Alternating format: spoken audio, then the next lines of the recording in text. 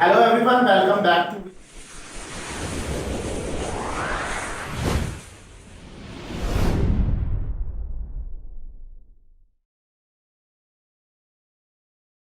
English. अभी मैंने अपने लास्ट वीडियो में आपको वर्ब फर्स्ट प्लस आईएनजी की हकीकत बताई थी। हमने वहां पर बात की थी कि वर्ब फर्स्ट प्लस आईएनजी वास्तव में है क्या, वो जेरेंड है या फिर वो प्रेजेंट पार्टिसिपल है, राइट। जब वो जेरेंड है तो वो जेरेंड कब कही जाती है, जब वो नाउन का वर्क करती है, यानी किसी सेंटेंस का सब्जेक्ट या किसी सेंटेंस का ऑब्जेक्ट होने का काम करती है, या किसी प्रीपोजिशन का ऑब्जेक्ट बनती है, यानी उसके साथ हम उससे पहले हम कोई प्रीपोजिशन लगा देते हैं। अपार्ट फ्रॉम दैट हमने उसके प्रेजेंट पार्टिसिपल वाले यूज भी देखे थे।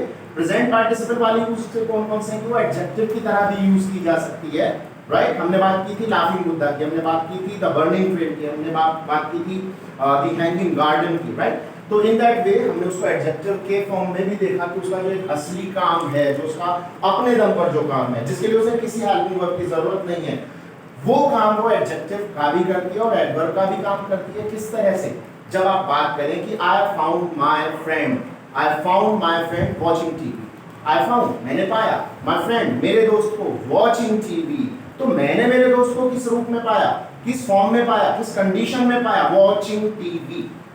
यानी मेरे फाउंड को यहाँ पे मॉडिफाई किसने किया, वॉचिंग टीवी ने, कि दोस्त को किस कंडीशन में मैंने पाया, वॉचिंग टीवी, टीवी देखते हुए। और हर वो वर्ड जो किसी वर्ब को मॉडिफाई कर रहा हो, वो क्या होता है, एडवर्ब। तो इस वीडियो में आज जो हम बात करने वाले हैं वो हम बात करने वाले हैं कि जो आज तक आप जानते थे वर्ब फर्स्ट प्लस आईएनजी के बारे में कि कोई होते क्या एक्शन है, होते क्या एक्शन है, हम उसी वही वाली बात इस समय यहाँ पे करने वाले हैं कि इससे पहले हमने उसकी वो सारी बातें कर ली थी जो उसकी हकीकत है, जो अपने दम पर करती है काम, और अब हम बात करने वाले हैं वो उस काम की जिसे करने के लिए उसे किसी हेल्पिंग वर्ब की जरूरत पड़ने वाली है डेफिनेटली, क्योंकि वो नॉन फाइनाइट वर्ब है, अपने दम पर, अपने खुद के दम पर वो एक्शन का काम नहीं कर सकती। तो देखिए हम once again verb first plus ING की बात कर रहे हैं, but this time we are going to make tenses, we are going to make tenses. इस बार हम इसे एक्शन की तरह यूज कर रहे हैं। इस बार हम इसका यूज देख रहे हैं कौन से वाला, कि ये जब वर्ब की तरह यूज होती है तो कैसे यूज होती है। तो एक पक्की सी बात हो जाती है जब ये वर्ब की तरह यूज होती है, क्योंकि एक नॉन फाइनाइट वर्ब है, क्योंकि ये नॉन फाइनाइट वर्ब है, जो बात हम पहले ही कर चुके हैं। ING form and third form, ये दोनों क्या नॉन फाइनाइट वर्ब, और इसी वजह से इन्हें हेल्पिंग वर्ब की जरूरत पड़ती है। तो देखिए केवल दिक्कत ही क्या है इसमें, बहुत इजी सी बात है कि जो आप हमेशा से देखते हुए आ रहे हैं, या तो आपने आईएनजी फॉर्म को यूज किया है इस आरएन के साथ और बहुत ज्यादा यूज किया है, खूब अच्छे से यूज किया है। अपार्ट फ्रॉम दैट आपने इसको यूज किया है वॉज और वर के साथ, राइट। आपने इसको इस आरएन के साथ काफी यूज किया होगा। देखिए वॉज वर के साथ इसको हम यूज करते हैं। Apart from that the third category is will be और शैल बी, विल बी और शैल बी। तो फिलहाल मैं यहाँ पर बात करूंगा केवल प्रैक्टिकलिटी की, मैं बहुत ज्यादा कोई डेफिनेशन वगैरह नहीं देना चाहूंगा, क्योंकि डेफिनेशन से तो आप बहुत ज्यादा पक चुके हैं, और खैर लोगों ने आप लोगों को कैसी कैसी डेफिनेशंस दी हुई है वो मैं भी सुन चुका हूँ। फिलहाल डेफिनेशन मैं बिल्कुल नहीं देना चाहूंगा, मैं इसकी प्रैक्टिकलिटी की बात करूंगा कि वर्ब फर्स्ट प्लस आईएनजी का जो मोड होता है वो एक्शन के जिस मोड को एक्सप्रेस करती है, क्योंकि हर वर्ब की फॉर्म एक्शन के किसी मोड को एक्सप्रेस करती है। ये जो मैंने अभी आपको बताया ना कि जो मेरा नेक्स्ट वीडियो वर्ब और टेंसेस के रिलेशन वाला जो है उसे आप प्लीज प्लीज प्लीज बहुत ज्यादा, बहुत अच्छे, बहुत ही ज्यादा कंसंट्रेशन के साथ जरूर देखना, बहुत सब कुछ बहुत ज्यादा क्लियर होने वाला है, और उसको शेयर भी डेफिनेटली करना, क्योंकि दूसरे लोगों का भी फायदा तभी होगा। तो यहाँ पर मैं आपको देखो इस सारा का सारा मेन जो पंच है वो मैं बताने वाला हूँ कि मोड, कि हर वर्ब का जो मोड होता है, जैसे वर्ब की फर्स्ट फॉर्म है उसका मोड सीधे सीधे इंडेफिनिट है, वो इंडेफिनिट मोड है, राइट। सेकंड फॉर्म है, सेकंड फॉर्म जो है वो केवल टाइम को शो करती है, वो केवल टाइम को शो करती है, वरना मोड तो उसका भी वही है फर्स्ट, यानी कि वो पास्ट इंडेफिनिट को शो करेगी। सेकंड फॉर्म वो खुद ही मोड और टाइम दोनों चीजों को शो कर देती है, ठीक। इन द सेम वे जब हम थर्ड फॉर्म की बात करते हैं तो थर्ड फॉर्म टाइम को शो नहीं कर सकती, वो केवल मोड को शो कर सकती है, क्योंकि वो नॉन फाइनाइट है, क्योंकि वो नॉन फाइनाइट है, वो केवल मोड को एक्सप्लेन कर सकती है। और यही तो रीजन है कि थर्ड फॉर्म से पहले हम हमेशा या तो हैज है, या हैड, या विल हैव, शैल हैव, ये हेल्पिंग वर्ब लगाते हैं, तब जाके हमारा परफेक्ट टेंस बनता है। आप ये मेरी वीडियोस में परफेक्ट टेंस में ये चीज देख चुके होंगे। अपार्ट फ्रॉम दैट हम उससे आगे की अगर बात करें वर्ब फर्स्ट प्लस आईएनजी की, तो इसके साथ भी वही वाली बात है कि इसके साथ भी हमने वर्ब्स की कुछ कैटेगरीज देखी हैं, उन कैटेगरी के साथ मिलकर ये अपना काम पूरा कर देती है, लेकिन उसके बिना नहीं। ये भी मोड ही बता पाती, ये भी टाइम को एक्सप्लेन नहीं कर सकती। Continuous mode, continuous mode ING form का मतलब सीधे सीधे क्या है कि उसके अंदर कॉन्टिन्यूअस मोड तो है ही है। हमने अभी जब उसको एडजेक्टिव के रूप में भी पढ़ा था तब भी हमने देखा ये चीज। हंसता हुआ बुद्धा, जलती हुई रेलगाड़ी, यानी कोई चीज जो काम कर रही है वो उसकी उस टाइम वाली विशेषता बताई जा सकती है। एट दैट टाइम उसको ऐसा कहा जाएगा, वो काम करती हुई चीज कहा जाएगा, है ना। गाना गाती हुई लड़कियां, खेलते हुए बच्चे, खेलते हुए बच्चे, है ना, ऐसी बातें हो सकती है ना। तो जब हम किसी को कुछ करता हुआ बोलेंगे वो एडजेक्टिव हो गया, तो डेफिनेटली वो कॉन्टिन्यूअस वाला मोड ही होगा। तो verb first plus ING means continuous mode, verb first plus ING means continuous mode, verb first plus ING means continuous mode. और यहाँ पर ये प्रेजेंट पार्टिसिपल कही जाएगी, जब ये एक्शन की तरह यूज होती है तो present participle, not Geraint. Geraint तो ये क्या क्या काम करती है, सब्जेक्ट या फिर ऑब्जेक्ट या किसी प्रीपोजिशन का ऑब्जेक्ट। अब कंटिन्यूअस मोड की हम बात कर रहे हैं, हम केवल मोड इससे शो कर सकते हैं, इससे हम केवल मोड शो कर सकते हैं, टाइम शो नहीं हो सकता इससे। अब उस टाइम को ही शो करने के लिए फिर हम एस आर एम यूज कर सकते हैं, टाइम को शो करने के लिए वॉज भी यूज कर सकते हैं और विल की शैल भी यूज कर सकते हैं, क्योंकि टाइम फेसेस 3 होते हैं, टाइम फेसेस 3 होते हैं। There are 3 time phases and 4 modes of action, there are 3 time phases and 4 modes of action. And the tense is what? Tense is the presentation of, tense is the expression of time and mode of an action. Tense का मतलब ही क्या है? Tense का मतलब ये कि जब हम किसी भी चीज का, किसी भी एक्शन का टाइम और मोड दोनों चीजें एक साथ बताते हैं। बात पूरी ही तब होती है, बात का मीनिंग ही तब निकलता है। मैं पढ़ा रहा कहने का कोई मीनिंग नहीं होगा जब तक मैं उसमें हूं ना लगूं, राइट? मैं जब तक मैं उसमें था या थी ना लगाऊं, उसका कोई मीनिंग नहीं। तो ये काम आईएनजी फॉर्म खुद कर नहीं सकती, इसलिए उसके साथ इज आर एम है लगाने के लिए यूज हो जाता है, वाज वर खाती थे के लिए यूज हो जाता है, और विल बी शैल बी गाती थे के लिए यूज हो जाता है। I am teaching right now, I am teaching now, I am teaching at the moment, I am teaching at present, I am teaching present, I am teaching nowadays, right? ये सारे sentences I am teaching से मैंने बना दिए। He is teaching, she is cooking food, like this. Was but the same thing at that time I was studying in 9th class, उस समय तो मैं 9th क्लास में पढ़ रहा था। मैंने पास्ट का एक टाइम मेंशन किया कि at that time, उस समय I was, इसीलिए मैंने इसमें was सिलेक्ट किया, इस नहीं सिलेक्ट किया, क्योंकि everything depends upon what? time words और adverbs, टाइम वर्ड्स और एडवर्ब्स पे ही सब कुछ डिपेंड है। ये जो टेंसेस को जो असली एक बहुत अच्छी तरह से क्लियरली हम सीख पाते हैं, तभी सीख पाते हैं कि हम टाइम वर्ड्स और एडवर्ब्स को बहुत अच्छे से जान लें। वो मैंने अपने जो डिफरेंट टेंसेस की हमारी वीडियोस है उसमें भी मैंने आपको बताया, और जो एक कंप्लीट वीडियो आने वाला है उसमें भी आपको ये सारी चीज़ें पता चल जाएंगी। तो यहाँ पर हम बात किस चीज़ की कर रहे हैं, या तो इस समय की। जब हम इस समय की बात करते हैं, जब हम आज कल की बात करते हैं, तब वो क्या होता है, तब वो प्रेजेंट कॉन्टिन्यूअस होता है, वो प्रेजेंट कॉन्टिन्यूअस होता है। जब हम उन दिनों की बात करते हैं या उस समय की बात करते हैं, किसी बीते हुए समय पर, कोई गुजरे हुए टाइम का हम रेफरेंस देकर किसी पर्टिकुलर टाइम जो कि बीत चुका, उस समय क्या हो रहा था वो आप बता रहे हैं, तो फिर आप उसको वाज वर के साथ यूज कर देंगे। और अब अगर आप आने वाले टाइम के किसी एक पॉइंटर टाइम को बताकर उस टाइम पे कि कोई क्या कर रहा होगा, तो फिर आप विल बी या शैल बी का यूज कर देते हैं। तो ये सीधे सीधे इसका मतलब क्या हो गया, आपके 3 टेंस हो गए, present continuous, past continuous and future continuous. In the same वे इसको आप यूज कर सकते हैं हैज बीन, यानी फोर्थ कैटेगरी जो है इसके साथ यूज होने वाली हेल्पिंग वर्ब्स की जो फोर्थ कैटेगरी है, जो फोर्थ टेंस बना देगी, वो कौन सी कैटेगरी है, हैज बीन या फिर हैव बीन, हैज बीन या फिर हैव बीन। फिफ्थ कैटेगरी है had been, and sixth category है विल, शैल, विल और shall, then have and then been.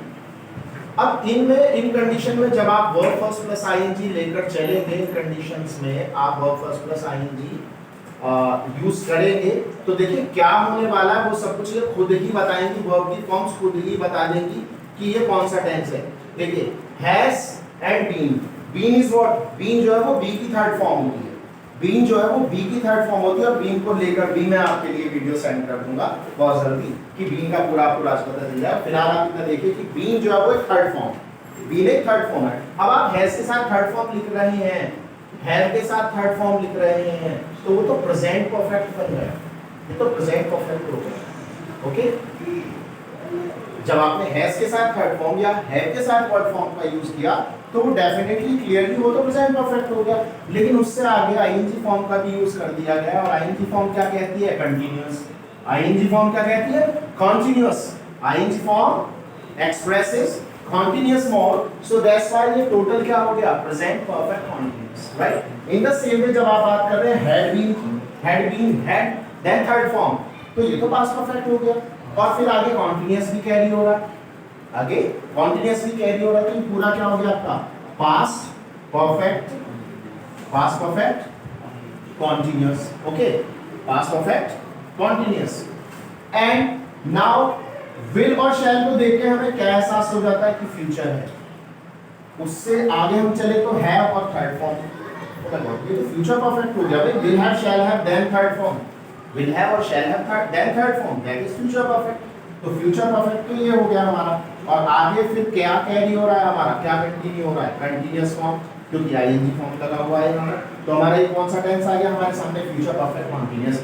So in this way, my dear friends, you can see that verb first plus ing in itself alone can make 6 tenses.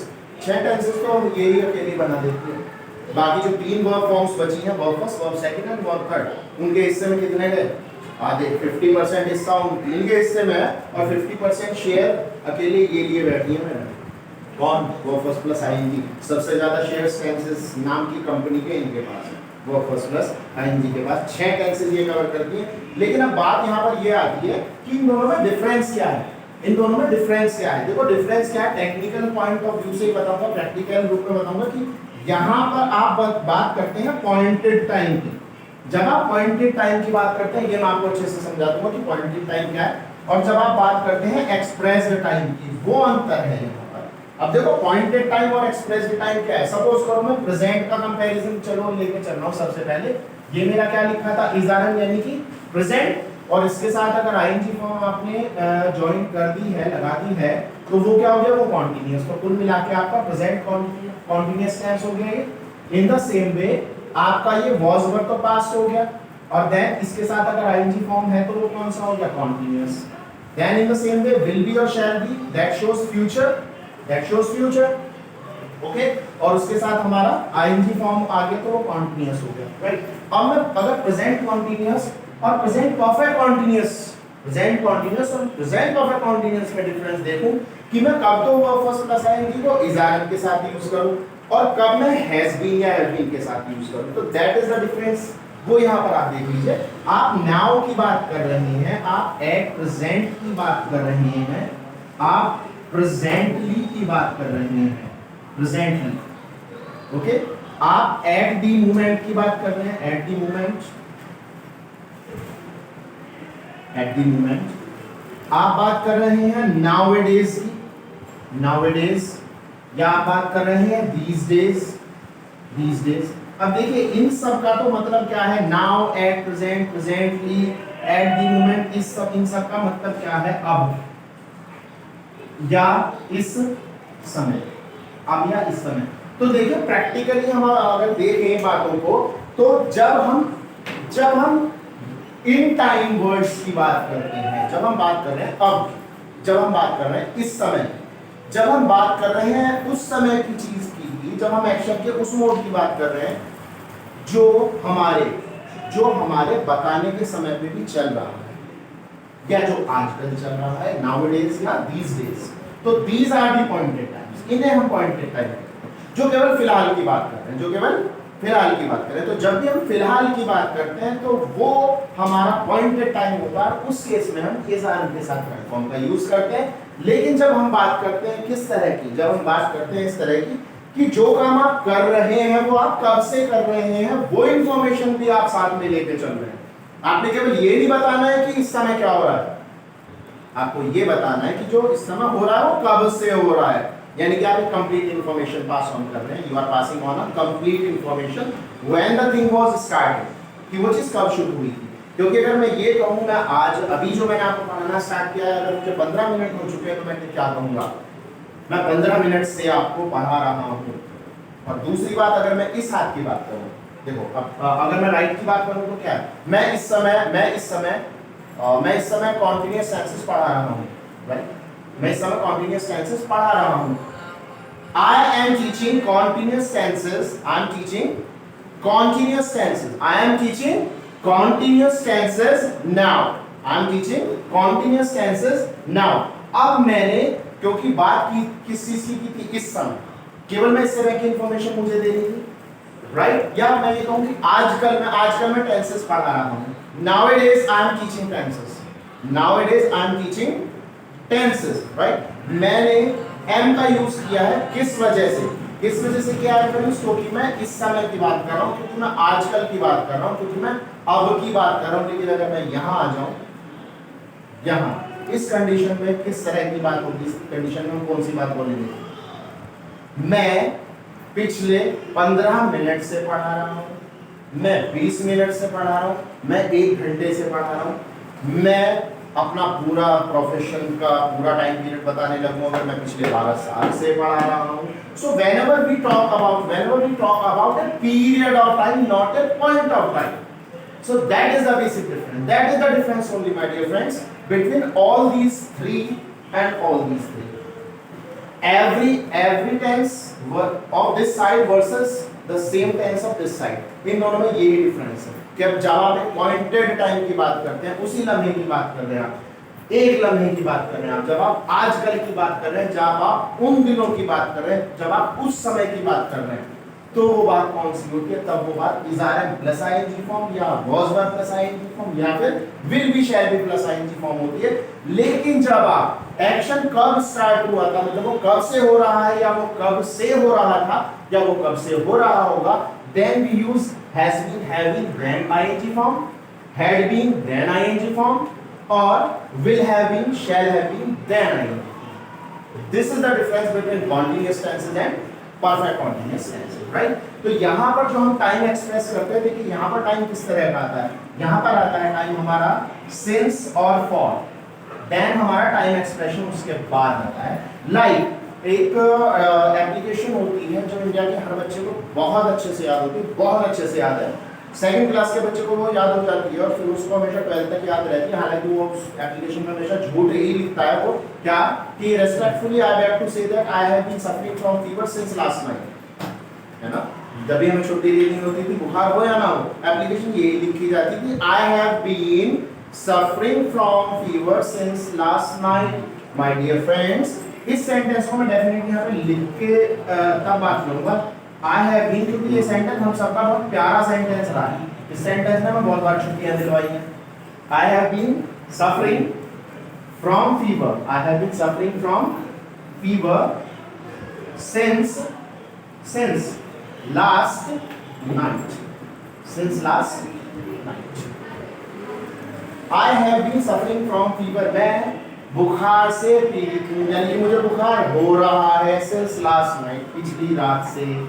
अब ऐसे जो भी sentence होते हैं ना कि जिनमें सिंस या फॉर के साथ आप कोई टाइम एक्सप्रेशन यूज कर रहे होते हैं, उन्हीं में आपको have been, has been, ING form ये सब उन्हीं में मिलता है, राइट? इनकी मैचिंग इनके साथ फिट बैठेगी, ठीक है? आने वाले वीडियो में हम अपना जो you know that can be called marathon of tenses, वहाँ पे आप ऐसे बहुत सारी चीज देखेंगे कि यार कितना इजी है, मतलब चीज़ों को समझना कि जो हम रोजमर्रा में बोल रहे होते हैं, जिन शब्दों का हम यूज कर रहे होते हैं किसी भी बात को कहने में, तो वो कितना गहरा रिलेशन रखते हैं सीधे सीधे वर्ब की फॉर्म से, या किसी एक वर्ब की फॉर्म के साथ कौन सा टाइम बोला जा सकता है या कौन से टाइम में कौन सी फॉर्म हमें बोली जानी है।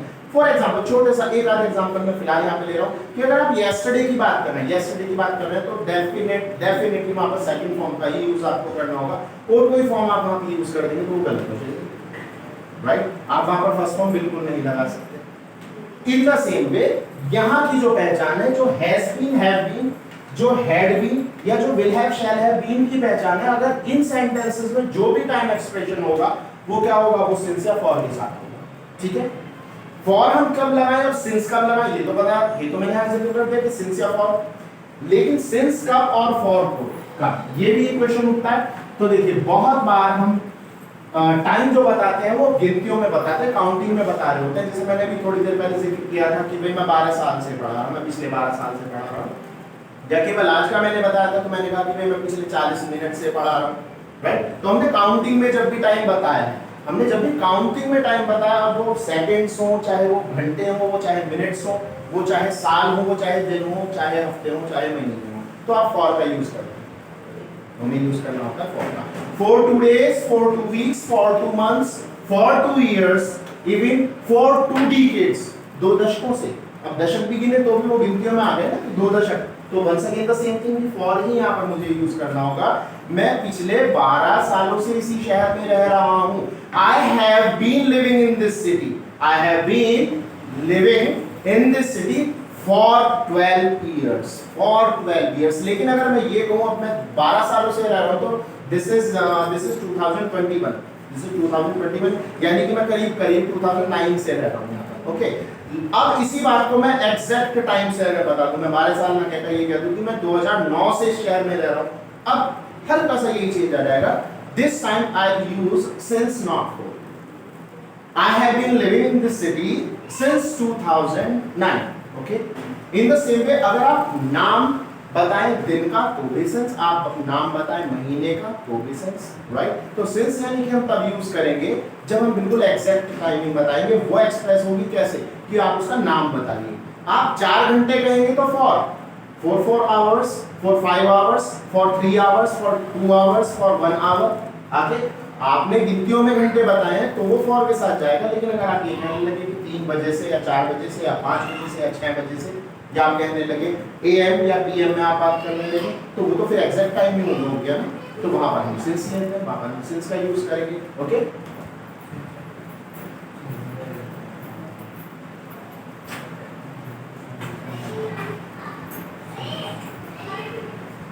Okay, have a look on this kind of sentences. Some sentences we are going to take. I am living in Calcutta. I am living in Kolkata. I am living in Kolkata। और मैंने यहाँ पर अगर use कर दिया है since 1995। Oh my God, that's a blunder। एक blunder मैंने यहाँ पे कर दिया। क्या, कैसे? एम तो केवल पॉइंटेड टाइम है, हूं बस इस समय, एक लम्हा, आजकल या अब, ठीक है। इसमें कहीं भी 2 पॉइंट ऑफ टाइम नहीं है, कहीं भी एक्सप्रेस्ड टाइम इसमें नहीं है। एम तो केवल हूं है, केवल इस समय की बात है, केवल आजकल की बात है। तो फिर उसमें सिंस 1995 कैसे कवर हो जाएगा? नहीं कवर होगा, नहीं कवर होगा। वो कब कवर होगा? आई हैव बीन, क्योंकि अब 2021 है और मैं 2021 में ये बात कह रहा हूँ कि 1995 से ये काम हो रहा है। आप लगाइए लॉन्ग पीरियड ऑफ टाइम हो गया my dear. 2 point of time आ गए यहाँ पर। कौन कौन से? कि जब शुरू हुआ था काम, और दूसरा कब कि आज तो मैं कह ही रहा हूँ इस बात को, तो आज तक का टाइम तो काउंट हो ही गया, राइट। तो कैसे इज से कवर हो जाएगा, कैसे आर से कवर हो जाएगा, कैसे एम से कवर हो जाएगा? नहीं होगा, दैट्स एन एरर। आप कॉम्पिटिटिव इंग्लिश की बात कर रहे हैं, आप कॉम्पिटिटिव लेवल की बात कर रहे हैं, तो the same kind of things you people are going to find in your exams. And if you are talking about only writing and speaking good English, that time also that is something very much important. Otherwise, the people will start laughing at you. अगर आप इस तरह की गलतियां करेंगे तो लोग हंसेंगे आपको। तो प्लीज ऐसा करते हैं, इन फैक्ट्स को बहुत अच्छी तरह से देखना और सबको दिखाएं कि बड़ी मजे से। तो I have been living in Kolkata. I have been living in Kolkata since 1995. Now that's okay. I have been living in Kolkata since 1995. In the same way, अगर मुझे केवल इतना कहना है, मुझे केवल इतना कहना है कि आजकल मैं मेरठ में रह रहा हूँ, या आजकल मैं दिल्ली में रह रहा हूँ, या आजकल मैं भोपाल में रह रहा हूँ, तो आजकल की आप बात कर रहे हैं, तो यहाँ पर कोई दूसरा पॉइंट ऑफ टाइम नहीं, यहाँ पे आपने वो पॉइंट ऑफ टाइम बताया ही नहीं है जब ये काम स्टार्ट हुआ। आप केवल आजकल की बता रहे हैं, फिलहाल की बात हुई है। तो So I am living in Delhi. I am living in Delhi nowadays. I am living in Delhi nowadays. ये बिल्कुल ठीक है। Those days, आपने सेंटेंस को स्टार्ट किया those days से, those days उन दिनों, उन दिनों क्या हम इस तरह की बातें नहीं करते? उन दिनों तो मैं भोपाल में रह रहा था, है ना, उन दिनों तो मैं भोपाल में रह रहा था। सो दोस डेज पक्का हो गया क्या कि यहाँ पर आप केवल और केवल वॉज वर्ड लगा सकते हैं, हैड भी नहीं लगा सकते, क्योंकि आपने केवल उन दिनों की बात करी है, कोई स्टार्टिंग पॉइंट नहीं बताया, कोई दूसरा पॉइंट नहीं बताया कि कब से कब तक, ऐसा कुछ नहीं है। केवल एक ही तो पॉइंट है क्या कि उन दिनों, एक ही तो बात है, स्टार्टिंग होने वाला कोई मैटर ही नहीं है। तो उन दिनों मैं दिल्ली में रह रहा था, तो those days I was living in Delhi. Okay?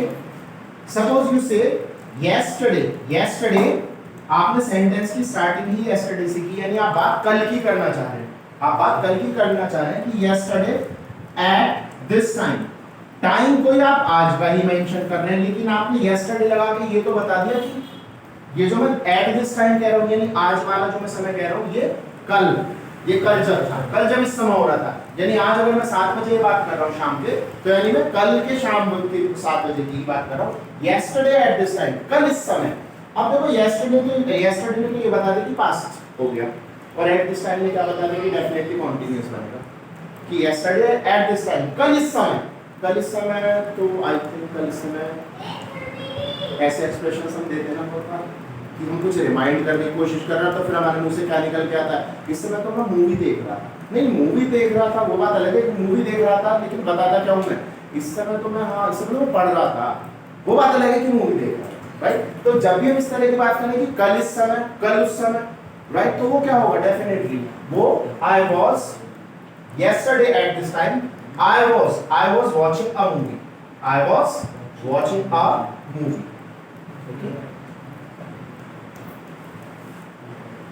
tomorrow आप tomorrow में भी ले सकते हैं, आप आने वाले टाइम की भी तो बात कर सकते हैं, ऐसा जरूरी तो नहीं हम प्रेजेंट की या पास्ट की ही बात करें। tomorrow at this time, कल इस समय देखो, कल आज कल तीनों की बात हो गई कि कल इस समय, tomorrow at this time, अब मैंने tomorrow अगर लगा दिया है तो अब ना तो इज़ारे का केस है ना was were का केस है, अब केस किसका है, shall be या will be। I के साथ हम shall be यूज करते हैं, तो I shall be watching a movie, I shall be watching a movie।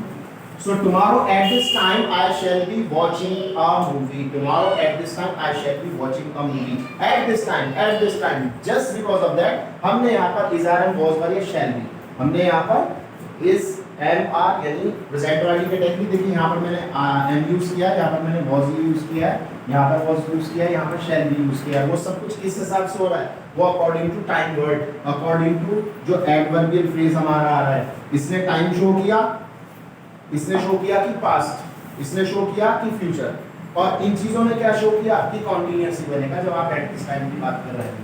तो एट दिस टाइम अकेला है तो प्रेजेंट कॉन्टिन्यूअस ही बना देंगे, लेकिन उसके साथ अगर येस्टरडे या टुमारो भी आ गया है तो फिर अब उसको उसी हिसाब से येस्टरडे के केस में तो उसे पास्ट में ले जाएंगे, यानी वाज वर्ब यूज करेंगे, और अगर हमारा वो फ्यूचर टुमारो के केस में तो उसे हम विल बी या शैल बी के साथ यूज करेंगे। ओके, अब इन सेंटेंसेस को लेकर, इन्हीं चीजों को लेकर, यही 6 की 6 कंडीशंस को लेकर डेफिनेटली आपके पास एक रिवीजन एक्सरसाइज के नाम से एक डेफिनेटली वीडियो पहुंचेगी, लेकिन वो वीडियो पहुंचेगी आपके पास उस वीडियो के बाद जो मैंने आपसे अभी कहा था घमासान टेंसेस का, you can say a full flash video on tenses, right. तो आज के लिए इतना ही काफी, आप प्लीज बहुत ध्यान से नेक्स्ट वीडियो भी बहुत ध्यान से देखिएगा, जितने ध्यान से आपने आज ये देखिए।